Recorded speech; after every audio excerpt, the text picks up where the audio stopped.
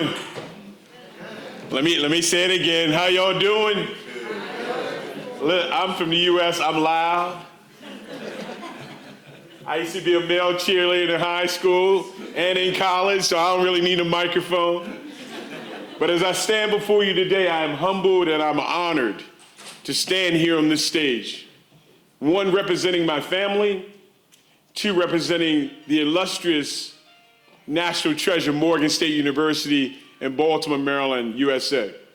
It took me a long time to get here. And before we start, can we just give my wife some love for coming with me? And,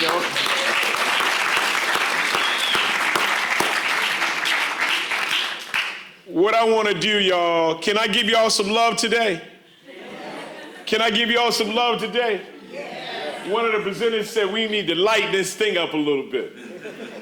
I almost didn't make it here this morning. Dr. Enright, we were all waiting in the lobby trying to get a cab over. And he said, well, I speak first. I said, oh, well, you go and get in the cab first, and I'll wait for the next one. And we waited a long time. It didn't come. I was like, I might not get there. But what I want to show you first, y'all, is, let me go back. So I'm a professor at the illustrious Morgan State University in the School of Social Work. I am a second year, this is how they label you, second year, second semester PhD student. So Dr. Enright and to my other colleagues on the panel, I want to continue to learn from y'all, send me all the literature reviews you have and all that good stuff to help me with my dissertation. That's my disclaimer. But I want to show you first, y'all, a video. It's myself, it's a set of prison bars, and the young man who took my brother's life. I want to show that to you first, and then we'll get into the rest of my presentation, all right?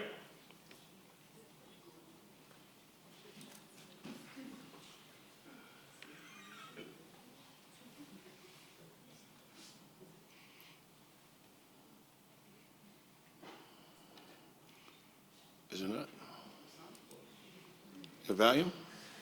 Your volume? ETM?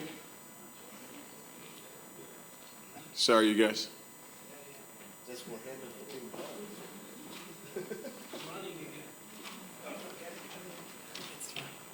Why doesn't it work?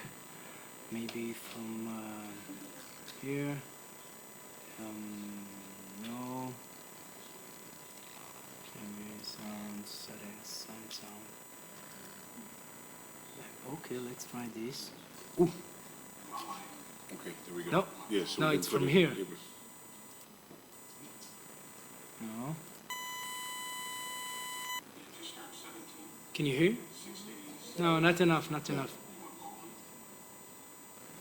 As he normally did, he checked his shoes, used their shoes. There was an altercation in the bowling alley. And as my brother, I was angry for a very, very long time. But I got tired of living that way, being angry all the time. My name is Darryl Green. In my life, and the life of my families, was changed forever. You see, my younger brother, he had just turned 17, 6 days after his birthday. He went bowling, as he normally did.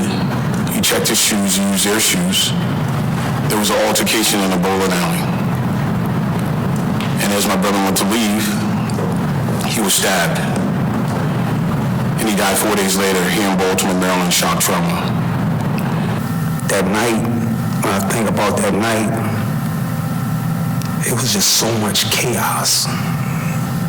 So we was arguing, and you had other people around, and you had, and I understand now because I'm a man now and I'm older, you had egos involved, and it was a lot, and children, because that's what we were, children. When this tragedy happened to my family, I was a junior in college in North Carolina. I came home with the intention of hurting him and hurting everybody in his family that I could. I came home with a German legal 9mm with the intention to do harm, because all I knew then was revenge and retaliation. I was angry for a very, very long time. but I realized that I was dying inside of unforgiveness. If trouble came, I didn't run from it, I ran to it.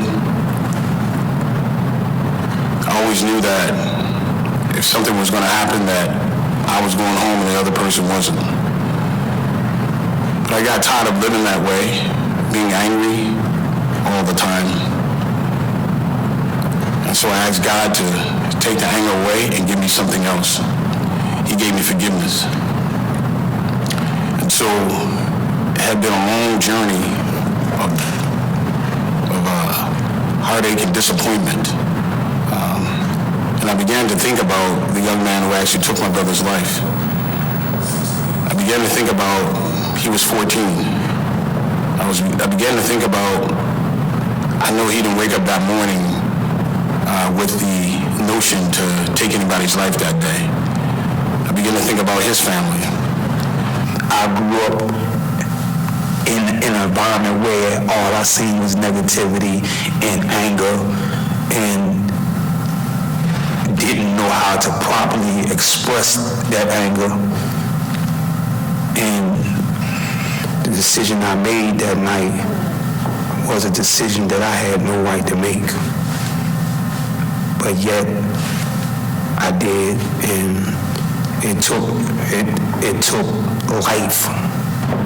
We went to court and he was sentenced to life in prison. It took a long time for me to forgive myself. And I don't really tell a lot of people about this, but I had nightmares. And I'm not talking about here and there. I'm talking about having the same recurring dreams constantly for years. Waking up, sweating, can't sleep, can't eat at times.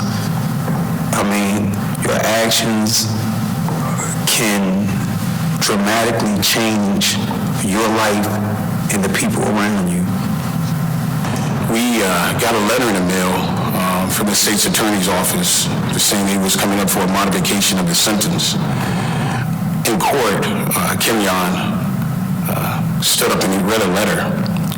And for 25 years, we have been wanting and hoping that somebody from his side of the family would show remorse or show forgiveness or just say, I'm sorry, just something. Little did we know that Kimyon had written a letter, but it never got to us. For a long time, I wondered why I hadn't gotten a response. And it was a shock to me to realize that when I came in court, my lawyer told me that letter was still in the files, and that's where it went. And no one had seen it. So I asked the judge, could I read the letter?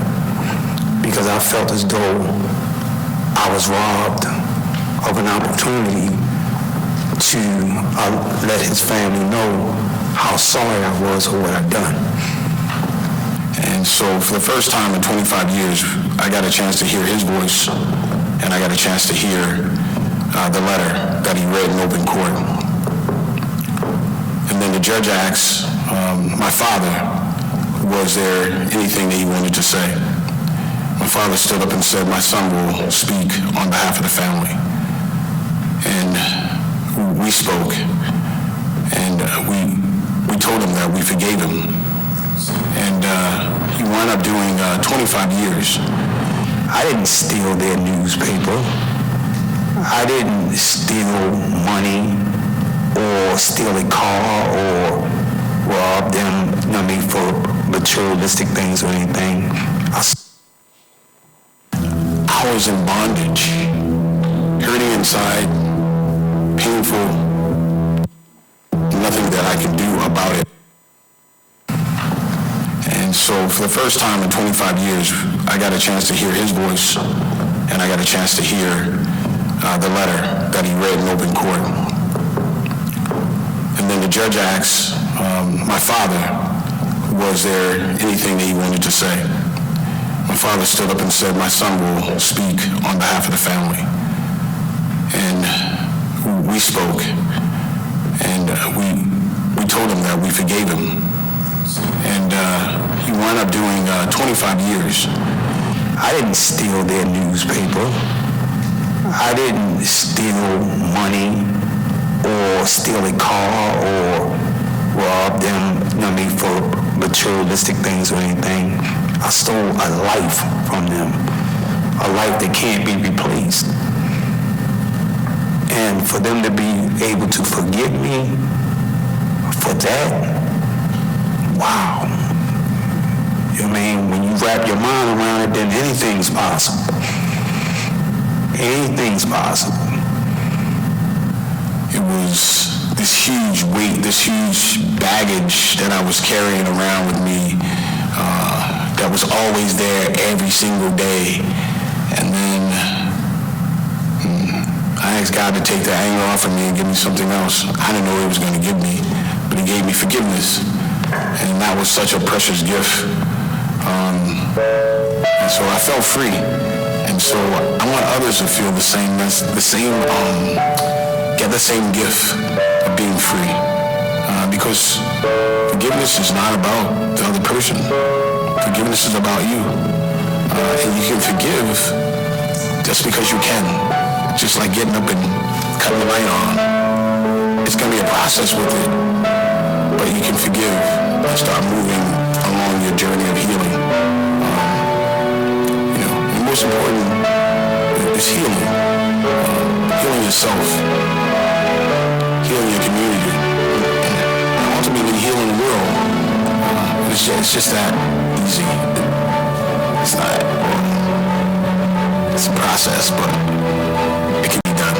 And you will be free if you move in that direction towards the light. I am free. I was in bondage.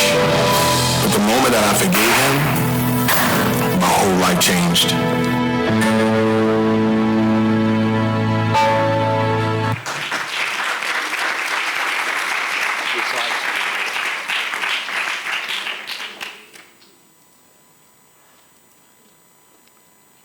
How do I click down? Just click here? Yeah, on the cursor on the image. This one. Okay. Thank y'all for watching that. My brother was 6'5", 255. He won the shot putting discus his junior year, 3.5 GPA. Every college university wanted him. As I said in the video, he went bowling. He checked his shoes to use their shoes. A 14-year-old kid, Kim Yon Marshall, went behind the counter and took his shoe. An altercation broke out. My brother guffed him up in the bowling alley. Management threw the other kid out. He allowed my brother to go back to bowl. As my brother went to bowl, and as my brother went to exit the bowling alley, that 14-year-old kid, he went home and armed himself. And he waited for my brother to leave. And as he went to leave, he stabbed him. And he died 4 days later in shock trauma, Baltimore. I was a junior in college. I came home to kill him, his mother, his father, his sister, his brother, the dog, the goldfish, the cat. I wanted them all to feel the same pain that I felt. But God is so amazing, right, that didn't happen. And so what I began to do is to try to, for us to kind of look through a different set of lenses. Because where I'm from, if you do something to me, if you do something to my family, it's about revenge and retaliation. You hurt one of my folks, I'm gonna hurt 3 of yours, right? And as the keynote mentioned earlier, we were talking about an eye for an eye, and if we keep on that same path, everybody would be blind, right? If we took that same approach. So I'm trying to get folks to look through a different set of lenses. Not lenses of revenge and retaliation, but but to kind of reconcile, to kind of look through a different set of lenses of healing. How do we love more, right? How do we move towards the light instead of the darkness, right? And so what I did, I started a company, my own organization called Deep Forgiveness. And I went to court after that young man served 25 years. I went to court and I testified on his behalf for his release, i.e. we forgave him. Now that young man and I, we now work together. He's my partner. He would be here if he had permission to come, but he does not. And so, but he would be here with me. But normally we are together, right? And a lot of, as I was telling Doc in the lobby today, a lot of, when I began on this journey of forgiveness and healing myself, it took me 2 decades, y'all. It took me 20 years to get to this point. And sometimes I get these wild thoughts, right? Like he's sitting in my passenger seat. And I look over at him to say, man, I could do something to you right now, right? Because, sometimes it's like the NAA, the 12 steps, NAAA, 12 steps program. Sometimes you get to step 9 and something will happen. And then you'll move back down to step 4 or 5. But the running joke between him and I is, well, if something happens to me, they're going to know the last person I was with, Darryl, was with you, and they're going to come directly to your house to get you. And so here's my brother. Here's my younger brother. And if you could, with me, I told my parents before I closed my eyes that folks all around the world would know your son's name. So can you repeat after me? Reuben Cotton. Reuben Cotton. Reuben Cotton. Thank you. And as we said, listen, I'm not the most technically savvy person here, but hurt people hurt people. And I would submit to you, as Doc said earlier, there's some pain in this room. Right now, we got brothers and sisters not speaking to each other. Husbands and wives, fathers and sons, mothers and daughters. And so what we're trying to do, listen, is be the conduit, right? To help move you from being in bondage to being free. Because you can forgive just because you can. And as so many folks earlier said, when are you going to take your power back? Because until you do that, that situation, that person, it owns you. And Dr. Mandela said, when you don't forgive, it's like drinking poison and expecting somebody else to die. No, you're the only one gonna die. And Doc said it earlier, you wonder why you're sick, you wonder why you're feeling bad, you wonder why this is going, my hair's falling out and all this stuff, because you holding on to that. I'm saying, what's the song, Frozen? Let it go, let it go, let it go. My wife said, do not sing that song. Right? So are you dying inside of unforgiveness? Aren't you tired of carrying that baggage? And as I said, just let it go. And you can forgive, y'all, just because you can. I'm gonna move forward next as a time so we're able to have some questions and answers. And sometimes, y'all, in this whole process, this whole forgiveness process, it doesn't get easier, y'all. We just get stronger in this whole process. And I say to folks, listen, if I can forgive the young man who took my brother's life, surely you can forgive your neighbor who parked halfway in your driveway, or one of your sisters who regifted something to you or forgot your birthday. I've got a fraternity brother. He said he has not spoken to his mom in almost 10 years. I said, have you lost your mind? Do you realize how many people wish they could have one more conversation with their mom? Eat a meal?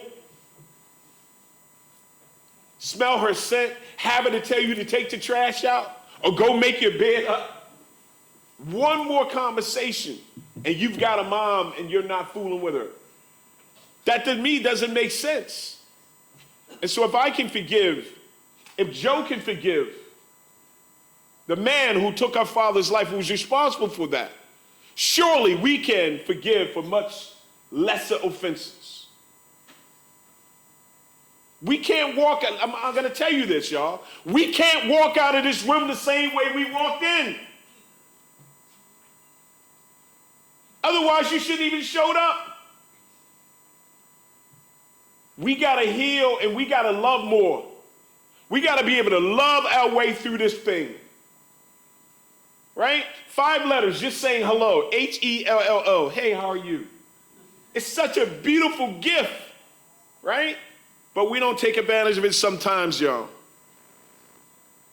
Some key elements, man, of healing and forgiveness. Time, take baby steps, make a plan, forgiveness of self. And forgiveness of self is one of the toughest things to do. Forgiveness of self. And I'll say this, take your foot off your own neck and give yourself some grace. Give yourself a break. We've done things 20 years ago, 30 years ago, 40 years ago, and we're still hanging on to that. And we look in the mirror and we don't like that person that we see on the other side because we have not forgiven ourselves. Give yourself a break, all right? All right? Give yourself a break. Have those difficult but courageous conversations. A lot of times we'll keep dwelling on the past. Stop dwelling on the past and just move forward. Seek grace, seek support groups, and seek professional help if need be. Right? Here's a young man who took my brother's life. These shirts, Deep Forgiveness, are all over the world. Some of my family members aren't where I am. Let me say that. My sister called me about a month and a half ago, crying profusely on the phone. How can you do this? How can you do this? Now, I've been doing the work for a long time. But she has her own path to walk. And I will tell you this, y'all. She said, y'all. Folks grieve differently.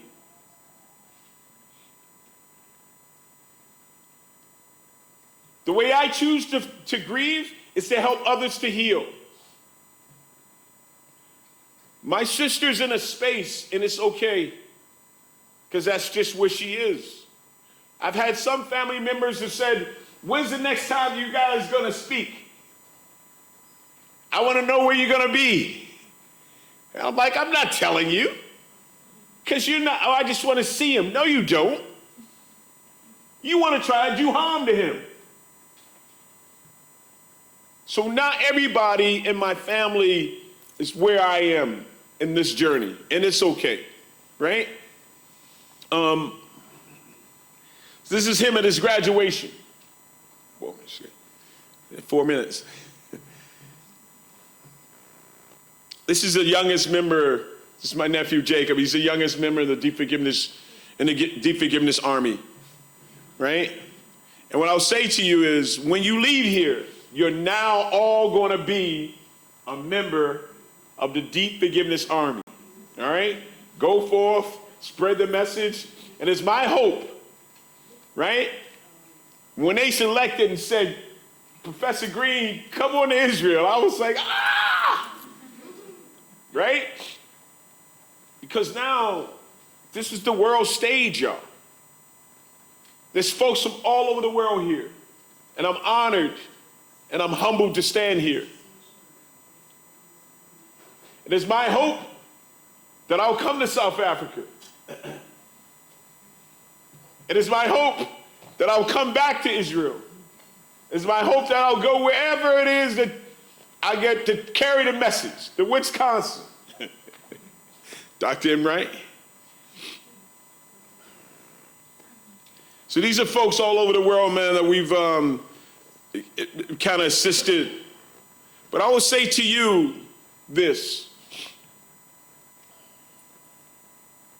You can forgive just because you can. You can forgive just because you can. And if you do nothing else, take your power back. Take your power back. Because until you do that, that situation, that person, it owns you. It owns you. And you wonder why you're sick and not feeling well. Again, we do a lot of work with police officers across the United States, talking about the relationship. How do we heal? How do we have those difficult but courageous conversations? How do we heal difficult but courageous conversation with the black and brown community and the police? How do we heal? Why is my skin color weaponized against me before I even open my mouth? When we talk about healing, so when I get pulled over by the police, they don't know I'm a college professor. They don't know I'm a husband. They don't know I'm a father. They don't know I have 3 degrees working on a 4th one. But nor should they know that. I'm just a human being, right? But having those difficult but courageous conversations with them, right? How do we heal? How do we reconcile? And how do we forgive? And so,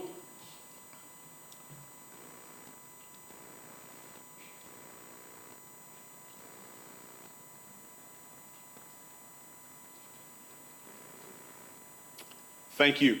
I sure hope that I said something that made sense today. Thank you.